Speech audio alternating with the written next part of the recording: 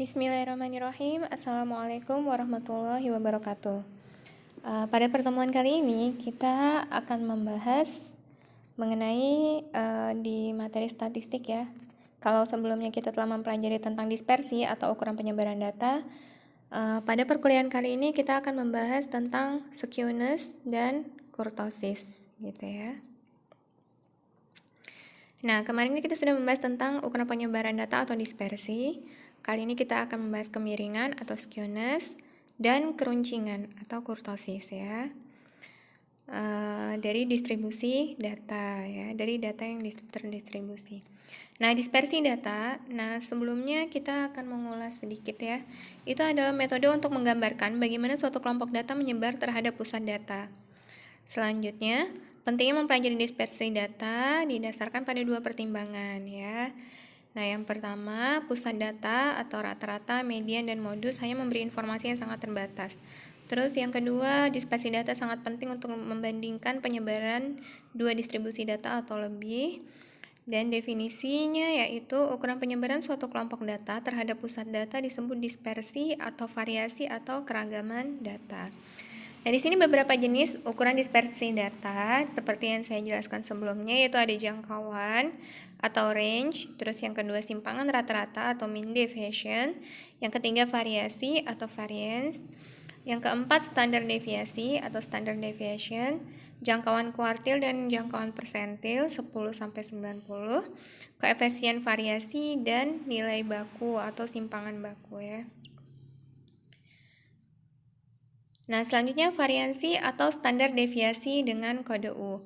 Kalau sebelumnya itu kita membahas mencari simpangan baku itu dengan rumus momen gitu ya, dengan rumus momen. Nah, tapi kalau di sini ada cara lain untuk mencari standar deviasi ya, atau S gitu ya, standar deviasi, yaitu dengan kode U. Nah, di sini hanya rumusnya berbeda ya, dan caranya juga berbeda, tapi hasilnya dengan rumus yang sebelumnya itu tidak jauh berbeda gitu. Istilahnya kalaupun tidak sama persis, mendekati lah gitu, itu tidak jauh berbeda gitu ya. Nah, di sini adalah cara lain untuk mencari standar deviasi ya, dengan kode U. Nah, ini adalah rumusnya. Yang pertama rumus 5.12 yaitu S kuadrat sama dengan, ini untuk variansi ya, variansi dilambangkan dengan S kuadrat sama dengan C kuadrat. C itu adalah panjang kelas ya. Ya, panjang kelas. Terus selanjutnya dikalikan dengan N adalah jumlah frekuensi, dikalikan dengan jumlah F kali U kuadrat, jadi masing-masing frekuensi tiap kelas itu dikalikan dengan kodenya, dikuadratkan, dikurang dengan dalam kurung sigma FU baru dikuadratkan, dibagi dengan N kali N min 1. Terus standar deviasi, bedanya dengan variansi, kalau variansi kan S kuadrat, kalau standar deviasi tinggal S ya, jadi diakarkan gitu hasilnya. Jadi C dikalikan dengan akar N sigma FU kuadrat min sigma FU dikuadratkan dibagi dengan N kali N min 1. Ingat ya, kalau yang di dalam tanda kurung itu harus dikerjakan terlebih dahulu gitu. Selanjutnya adalah di sini ada contoh ya, misalkan tentukan variansi dan standar deviasi data model 40 perusahaan pada contoh 5.9. Nah, di sini contohnya pada tabel 5.7 ya. Nah, silakan perhatikan di sini misal ada modal. Di sini contohnya sama seperti contoh dari min modus median yang sebelumnya ya. Ya, modal dari 40 perusahaan. Yaitu di sini ada X ini adalah kita buat tabel ya untuk mencari variansi dan standar deviasi dengan kode U. Nah, jadi di sini kita buat tabel X, FU sama FU kuadrat. Untuk apa? Untuk memudahkan mencari, tinggal dimasukkan ke rumusnya ya setelah dicari gitu. Nah, jadi ini untuk mempermudah buat tabel seperti ini gitu. Yang pertama X ini adalah nilai tengah. Nilai tengah dari 102 kelas yang interval yang pertama 112 sampai 120 ini nilai tengahnya adalah 116 ya, dengan frekuensinya 4. Nah, kode U ini kita membuat kode U dulu. Nah, patokannya adalah diusahakan titik nolnya itu berada pada frekuensi yang paling banyak gitu ya. Frekuensi yang paling banyak atau nilai yang paling tengah gitu ya. Nah, jadi di sini titik nolnya itu berada pada frekuensi ke 12, yaitu pada kelas interval ke-4 ya. Jadi di sini titik nolnya di situ. Nah, ditarik ke atas jadi min 1, min 2, min 3 dan seterusnya. Ditarik ke bawah menjadi 1, 2, 3 gitu ya. Pengkodeannya seperti itu. Nah, setelah itu kita mencari FU ya. FU di sini dibutuhkan nilainya tinggal dikalikan saja F dikali U gitu ya. 4 kali min 3 12, 5 kali min 2 min 10, 8 kali min 1 min 8, 12 kali 0 0, 5 kali 1 sama dengan 5, 4 kali 2 sama dengan 8, 2 kali 3 sama dengan 6. Lalu dijumlahkan ya, dijumlahkan dari min 12 plus min 10 plus min 8 plus 5 plus 8 plus 6, maka hasilnya adalah min 11. Terus selanjutnya untuk kolom yang selanjutnya itu F kali U kuadrat. Jadi U-nya dikuadratkan dulu ya. F-nya adalah 4, U kuadrat min 3 kuadrat itu sama dengan 9. Jadi 4 kali 9 sama dengan 36. 5 dikali 4 sama dengan 20. 8 dikali min 1 kuadrat sama dengan 8. 12 kali 0 tetap 0 ya. 5 dikali 1 kuadrat sama dengan 5. 4 kali 2 kuadrat sama dengan 16. 2 dikali 3 kuadrat sama dengan 18. Jadi ketika dijumlahkan FU kuadrat itu sama dengan 103. Nah, kalau sudah kita sudah mencari tabel seperti di bawah ini, selanjutnya kita masukkan nilai-nilainya itu ke dalam rumus ya, untuk mencari variasi dan standar deviasi. Nah, untuk variasi S kuadrat, kita sudah mengetahui C kuadrat itu adalah panjang kelas ya. Jadi dari 112 sampai 120 itu panjangnya adalah 9 ya. Jadi 9 kuadrat dikalikan dengan N-nya adalah 40 jumlah frekuensinya. Selanjutnya adalah sigma FU kuadrat yang paling ujung ya, kolom paling ujung FU kuadrat. Jadi totalnya adalah sigma itu tandanya jumlah ya. Nah, jadi totalnya adalah 103 jumlahnya. Nah, dikali 103 dikurang dengan sigma FU dikuadratkan. FU dari kolom kedua dari kanan ya, itu kan min 11. Nah, min 11 ini dikuadratkan, min kali min jadi positif ya. Nah, jadi sama dengan 11 kuadrat. Jadi sama dengan 121. Terus dibagi dengan N kali N min 1. N-nya adalah 40, dikali N min 1, 40 min 1 sama dengan 39. Nah, setelah itu yang dalam kurung kita kalikan dulu ya, yang di dalam kurung ini. Terus habis itu baru dijumlahkan ya, atau dikurangi gitu ya. Baru dikalikan dengan, hitung dulu yang di dalam kurung. Jadi 4120 dikurang 121 dibagi 1560 baru dikalikan dengan 81. Maka hasilnya adalah 207,640 ya. Sedangkan standar deviasinya adalah S. Jadi tinggal hasil dari S kuadrat ini tinggal diakarkan saja. Jadi 207,640 maka hasilnya adalah 14,410. Oke, gitu ya. Saya harap paham ya, bisa mengerjakan ya. Terus selanjutnya kita akan membahas tentang kemiringan distribusi data atau skewness. Nah, kemiringan distribusi data ada 3 jenis, yaitu ada yang simetri, kemiring ke kanan atau kemiringan positif, kemiring ke kiri atau kemiringan negatif. Nah, kemiringan distribusi data disebut kemencengan atau kemunjuluran atau skewness. Nah, kemiringan atau skewness adalah derajat atau ukuran dari ketidaksimetrian atau asimetri suatu distribusi data. Jadi di sini di grafiknya bisa kita lihat ya, ini distribusi data yang simetri, ini kemiringannya 0. Jadi dia untuk gambar yang A, dia puncaknya ini berada di tengah-tengah ya. Nah, artinya nilai modus sama dengan nilai median, sama dengan nilai rata-rata atau means gitu ya. Nah, sedangkan gambar yang B ini distribusi miring ke kanan atau kemiringan positif. Nah, ekornya ke kanan ya. Nah, maka di sini dia miringnya ke kanan nih, miringnya kemiringan positif ya. Ekornya ke kanan soalnya. Nah, jadi modus nilainya lebih tinggi ya frekuensinya daripada median dan daripada nilai means-nya gitu ya. Jadi dia ada kemiringan positif. Nah, terus selanjutnya gambar yang C ini distribusi miring ke kiri atau kemiringan negatif. Ekornya ke kiri ya, gitu. Nah, jadi ini rata-rata, mean, median, modusnya itu nilainya tidak sama gitu. Jadi dia ada kemiringan atau skewness. Artinya dia grafiknya itu tidak simetri gitu ya, atau asimetri distribusi data tersebut. Oke, selanjutnya beberapa cara untuk menghitung derajat kemiringan distribusi data.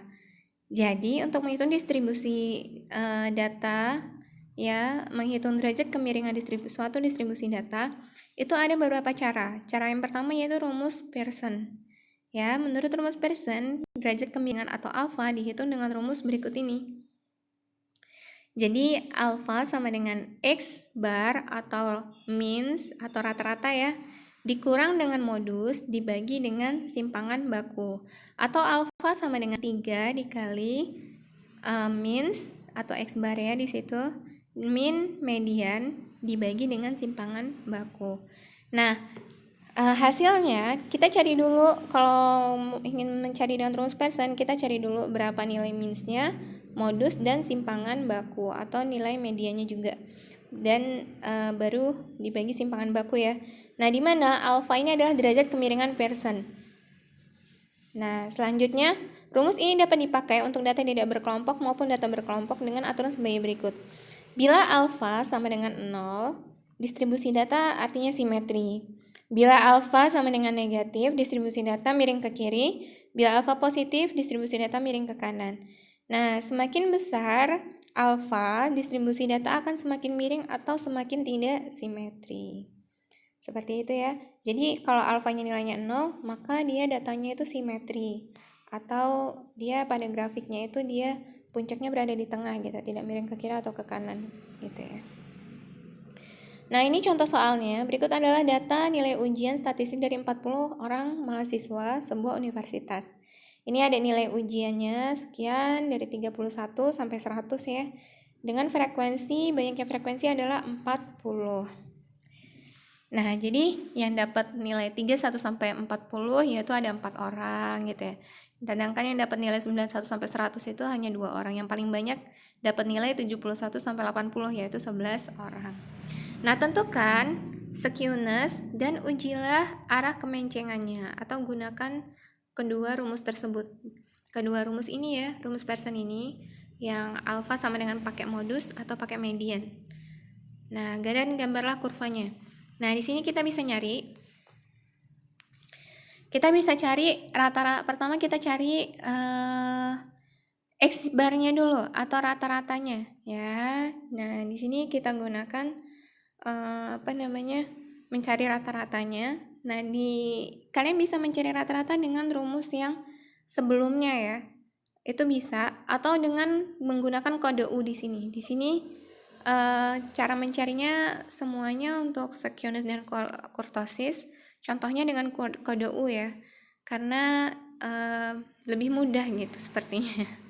Kalau menurut saya ya lebih mudah gitu, tapi bisa juga dengan rumus yang sebelumnya pernah kalian pakai gitu ya, dengan rumus yang sebelumnya. Nah, karena di sini dengan kode U, jadi kita mencari rata-rata, median, modus dengan kode U. Nah, di sini sudah ada rumus dan contohnya ya. Jadi X bar sama dengan M di plus C dikali sigma FU dibagi sigma F. Nah, M-nya ini adalah nilainya 75,5 ya. Ya, nah di sini M-nya ini adalah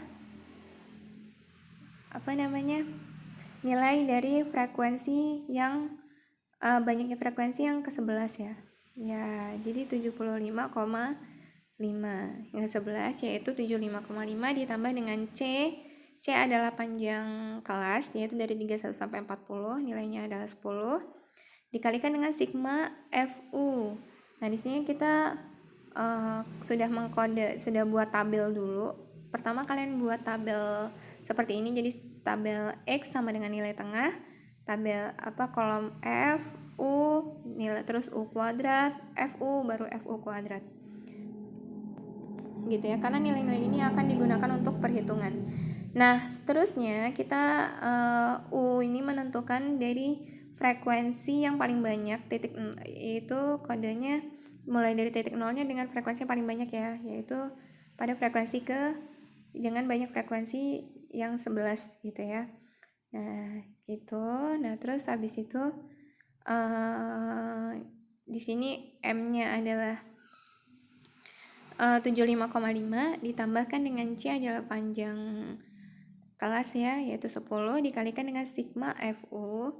Kita bisa lihat kolom kedua dari kanan, yaitu nilainya adalah min 32. Min-nya jangan dihapus ya, tetap digunakan, dibagi dengan sigma F. Sigma F ini adalah jumlah frekuensi, yaitu 40. Nah, jadi 75,5 dikurang dengan 8, jadi hasilnya sama dengan 67,5.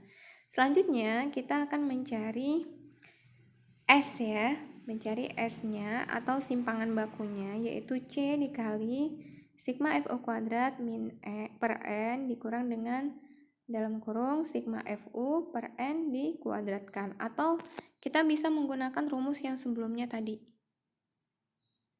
Nah, rumus yang ini ya bisa menggunakan yang ini juga. Sama aja ya yang tadi. Nah, kalian jangan bingung gitu, cuman mungkin lambangnya agak berbeda ya mungkin ya.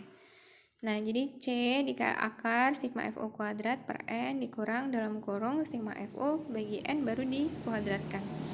Jadi hasilnya adalah 16,2. Kalian tinggal masuk-masukkan saja ya nilainya. Nah, terus median ini adalah B. Kita cari dulu nih, masih ingat nggak median itu apa? Nah, kalau median itu adalah nilai tengah ya. Median adalah nilai tengah. Nah, jadi ini kita menggunakan rumus yang biasanya ya. Jadi kita cari dulu nilai mediannya 40 dibagi 2 itu kan sama dengan 20 ya. Jadi total frekuensi yang sampai 20 yaitu kita lihat pada kolom frekuensi ya atau F. Nah, kita hitung dulu sampai 20. Pada frekuensi yang pada kelas interval yang keberapa nilai frekuensinya sampai 20 gitu, yaitu 4 tambah 3 7, 7 tambah 5 sama dengan 12, 12 ditambah 8 itu sama dengan 20. Jadi kelas mediannya berada pada kelas interval keempat, yaitu dengan nilai 61 sampai 70 dengan nilai tengahnya 65,5 dan frekuensinya 8. Nah, jadi di sini B ini adalah batas bawah kelas interval median, yaitu karena kelas intervalnya dari 61 sampai 70, maka batas bawah kelas interval yaitu 61 dikurang 0,5. Jadi B-nya adalah 60,5. Ditambah dengan setengah dikali 40 dikurang dengan sigma F2 ya. Ya, ditambah dengan sigma F2 atau dia jumlah frekuensi di atas kelas median, yaitu 4 tambah 3 tambah 5 ya. Jadi hasilnya sama dengan 12 dibagi dengan F mediannya atau frekuensi mediannya, yaitu berada pada banyak frekuensinya itu adalah 8 ya. Ya, kelas mediannya itu berada pada frekuensi yang jumlahnya 8. Dikalikan dengan C-nya adalah panjang kelas, yaitu 10. Jadi, ini sama dengan 60,5 ditambah dengan ini ya, 20 dikurang 12 sama dengan 8 ya. 8 dibagi 81 dikali 10 sama dengan 10. Jadi 60,5 ditambah 10 sama dengan 70,5. Terus selanjutnya kita cari modus. Modus sama dengan, masih ingat nggak modus itu apa? Ya, modus itu adalah nilai tengah ya. Ya, nilai tengah. Jadi bukan nilai tengah yang maksud saya, yaitu modus adalah nilai yang frekuensinya paling banyak ya. Jadi sudah jelas di sini frekuensi yang paling banyak yaitu pada kelas interval ke-5, yaitu dengan nilai panjang kelas 71 sampai 80. Maka nilai L-nya ini adalah panjang batas bawah kelas interval modus ya. Ya, karena pada 71 sampai 80 batas bawah kelas intervalnya yaitu 71 dikurang 0,5. Jadi L-nya adalah 70,5. Ditambah dengan di sini D1 dibagi D1 plus D2 ya. Masih ingat ya? Kalau D1 itu 11 dikurang kelas dengan 11 kelas modusnya kan frekuensinya 11 tuh. Dikurang dengan kelas yang di atasnya yaitu dikurang 8 gitu ya. Dikurang dengan frekuensi kelas yang di atasnya. Yaitu 11 dikurang 8. Jadi berapa? Ya, bukan 4 ya. 11 kurang 8 berapa? 3 ya, 3. Dibagi dengan, jadi D1-nya adalah 3. Di sini salah ya tulisannya. D1-nya 3 dibagi dengan 3. D1-nya 3 ditambah D2-nya yaitu 11 dikurang 7. 11 kurang 7 berapa? Ya, 11 kurang 7 adalah 4 ya. Jadi D2-nya adalah 4. Jadi 3 dibagi 3 plus 4. Jadi sama dengan 3 dibagi 7 dikali dengan 10. Coba kalian hitung sendiri lagi ya. Jadi hasilnya bukan 74,94. Tapi hasilnya yang lain. Silakan kalian hitung sendiri, hitung lagi modusnya. Di sini salah ya. Nah, selanjutnya kita bisa mencari skewness. Kalau sudah dapat nilai min, terus habis itu simpangan baku, median, dan modus. Jadi nilai skewness-nya ini sama dengan X min M0 atau modus ya. Jadi sama dengan 67,5 dikurang, anggap aja di sini modusnya nilainya 74,94 ya. Dan nanti kalian masukkan sendiri nilai modusnya berapa. Dibagi dengan S-nya adalah simpangan bakunya 16,2. Jadi hasilnya adalah min 0,46. Nah, hasilnya minus ya. Nah, skewness dengan rumus yang kedua yaitu 3 kali min dikurang median dibagi dengan simpangan baku. Hasilnya adalah min 0,56.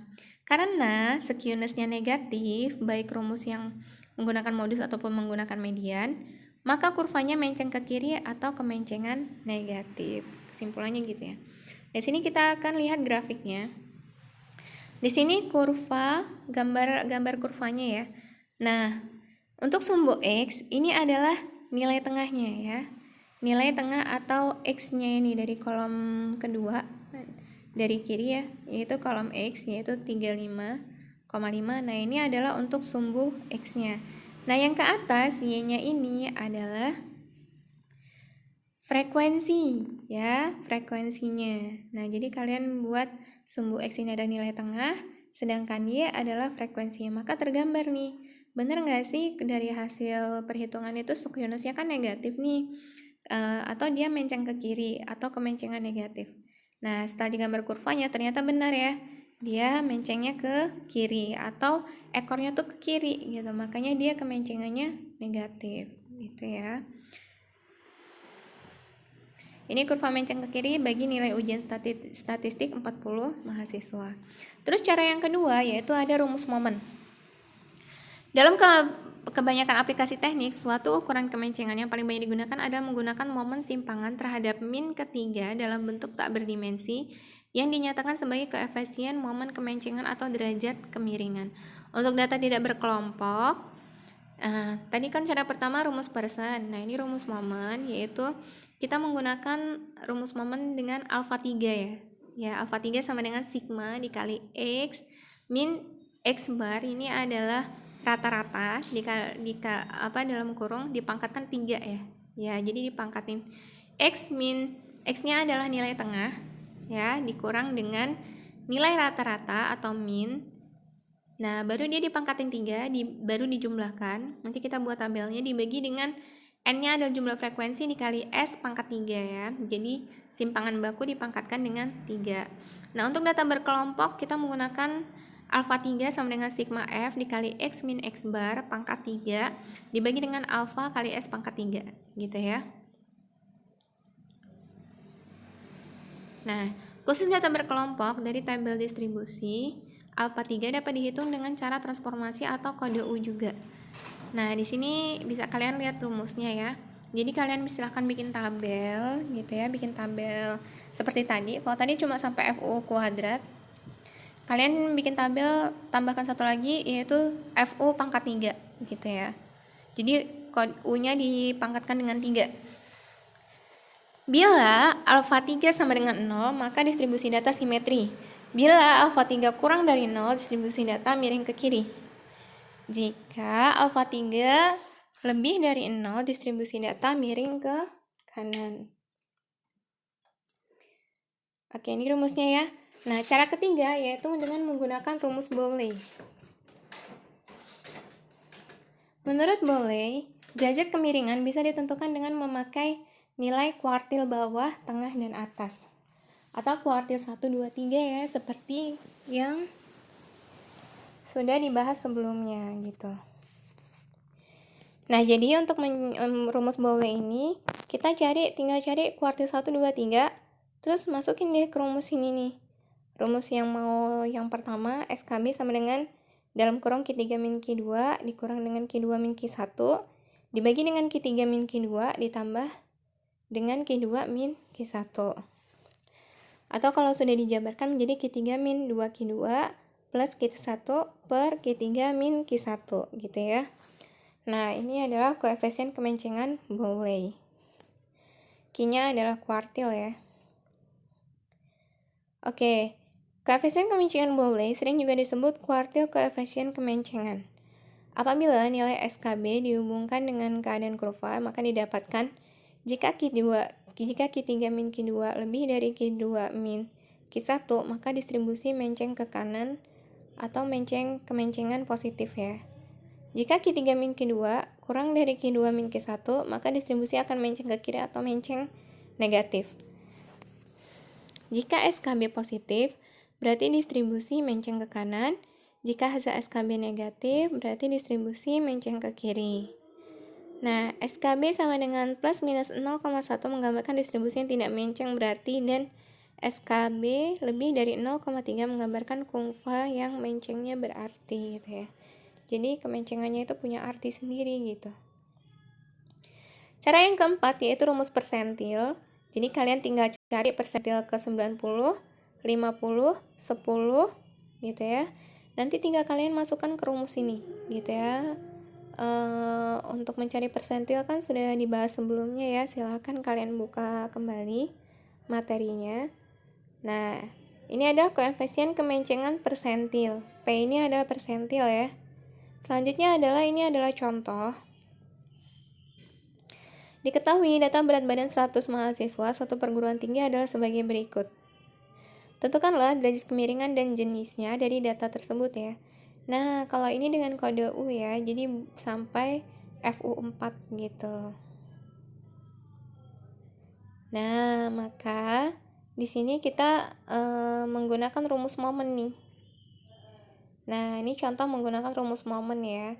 Jadi kita buat tabelnya dulu, tabel berat badan, frekuensi, nilai tengah, kode U-nya, FU kuadrat, FU pangkat 3 sampai FU pangkat 4 gitu ya. Terus selanjutnya adalah kita cari berapa simpangan bakunya. Nah, standar deviasinya kita bisa hitung. Di sini hasilnya adalah 2,93. Saya tidak perlu menjelaskan kembali ya rumusnya karena sebelumnya sudah ada. Dan tinggal dimasukkan saja nilai-nilainya dari tabel yang sudah dibuat. Nah, terus selanjutnya derajat kemiringan distribusi data yaitu alfa 3. Ini menggunakan rumus momen ya. Karena derajat kemiringan distribusi data tersebut negatif, maka distribusi data miring ke kiri. Nah, oke. Nah, selanjutnya keruncingan distribusi data atau kurtosis ya. Kalau tadi kita bahas tentang skewness atau kemencengan, sekarang kita bahas keruncingan distribusi data atau kurtosis. Kerincingan distribusi data adalah derajat atau ukuran tinggi rendahnya puncak suatu distribusi data terhadap distribusi normalnya data. Keruncingan distribusi data disebut kurtosis. Ada 3 jenis derajat keruncingan yaitu leptokurtis, mesokurtis, dan platikurtis. Jika leptokurtis jika puncak relatif tinggi seperti gambar A, mesokurtis jika puncaknya normal seperti gambar B, dan platikurtis itu kalau puncaknya itu terlalu rendah atau datar atau flat ya ini ya. Jadi makanya namanya adalah platikurtis. Jadi nggak ada puncaknya, dia tumpul gitu ya. Nah, grafiknya seperti itu. Oke. Selanjutnya data keruncingan distribusi data atau di sini alfa 4 ya, di sini tidak terlihat lambangnya. Dihitung dengan rumus. Untuk data tidak berkelompok, alfa 4-nya yaitu sebagai berikut: sigma x min x bar. X adalah nilai tengah ya, dikurang dengan min atau nilai rata-ratanya, dipangkatkan 4 gitu ya, baru dijumlahkan semua kelasnya. Dibagi dengan n s pangkat 4. Jadi n adalah jumlah frekuensinya berapa, s-nya adalah simpangan baku dipangkatkan 4. Nah, ini untuk data tidak berkelompok dan data berkelompok ya. Ini ada bedanya. Nah, kalau data yang berkelompok dia dikalikan dengan F ya, dengan frekuensinya gitu. Tapi kalau yang tidak berkelompok dia tidak dikalikan dengan frekuensi masing-masing kelasnya gitu. Nah, selanjutnya adalah khusus untuk data berkelompok, derajat keruncingan lebih mudah dihitung dengan memakai cara transformasi, yaitu alfa 4 ya. Kalau tadi untuk kemiringan atau skewness, dia menggunakan alfa 3 ya untuk momennya. Nah, jadi jadi kita cari alfa 4-nya sama dengan C pangkat 4 dibagi S pangkat 4.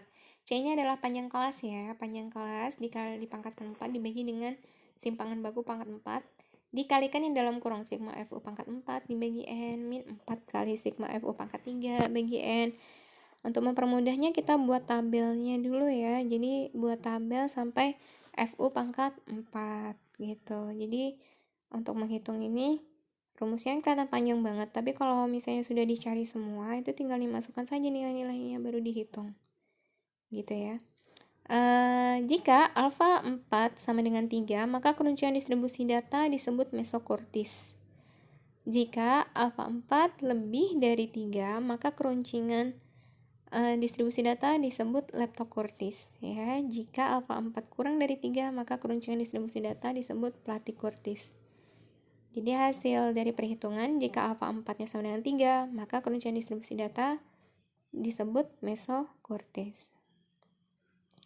Nah, cara lain menghitung derajat keruncingan distribusi data atau K, di sini lambangkannya dengan K kalau dari rumus ini ya, adalah dengan kuartil dan persentil yang disebut sebagai koefisien persentil kurtosis yang dinyatakan dengan rumus 5.28, yaitu K sama dengan JK atau jangkauan kuartil dibagi dengan persentil 90 dikurang persentil 10. Jadi kalian cari dulu kuartil 1, kuartil 3, persentil 10 dan 90 baru dihitung dengan rumus ini ya. Nah, jika K sama dengan 0, jika hasilnya K nanti sama dengan 0,263, maka keruncingan distribusi data disebut mesokortis. Jika K lebih dari 0,263, maka keruncingan distribusi data disebut leptokortis. Jika K kurang dari 0,263, maka keruncingan distribusi data disebut platikortis. Nah, koefisien persentil kurtosis untuk sebuah distribusi normal nilainya adalah sekitar 0,263. Gitu ya. Ini kalau datanya terdistribusi normal ya, maka nilainya adalah 0,263. Namun kalau misalnya dia K-nya lebih dari 0,263, maka disebut leptokortis. K kurang dari 0,263, maka disebut platikortis. Oke. Paham ya? Nah, di sini contohnya, tentukan derajat kemiringan dan derajat keruncingan dari data model 40 perusahaan pada data distribusi frekuensi berikut ini. Oke. Nah, di sini coba kalian kerjakan ya. Tadi kan dari data model 40 perusahaan, kalian sudah mencari sudah dicari tadi berapa berapa dari slide yang sebelumnya, yaitu telah diketahui simpangan bakunya berapa, terus habis itu nilai rata-ratanya berapa gitu ya dari data ini gitu. Nah, silakan kalian cari derajat kemiringan dan derajat keruncingan perusahaan pada distribusi frekuensi berikut ini. Terserah kalian dengan rumus apa aja ya, rumus persen boleh, terus habis itu rumus momen boleh, rumus boleh gitu ya. Ada beberapa cara gitu. Nah, silakan dikerjakan Sekian perkuliahan kita hari ini, dan mau kita membahas untuk hari ini yaitu tentang skiones dan kurtosis. Jadi kesimpulannya, jadi kalau ada data itu yang dia bersifatnya simetri atau dia itu seimbang ya kanan dan kiri, atau grafiknya itu ada juga, jadi ada 3 grafik gitu ya dari data distribusi, yaitu yang pertama tadi datanya sifatnya simetri atau datanya terdistribusi normal atau dia bersifatnya simetri. Ada juga data yang grafiknya itu dia menceng ke kanan atau ke kiri gitu ya, kemencengan positif atau kemencengan negatif. Ada juga yang namanya kurtosis, yaitu keruncingan pada suatu grafik gitu. Ada yang namanya leptokurtis, mesokurtis, dan platykurtis. Oke, itu bisa dicari dan itu sangat penting ya untuk menampilkan hasil suatu data gitu, supaya dilihat trennya seperti apa. Oke, sekian, terima kasih. Wassalamualaikum warahmatullahi wabarakatuh.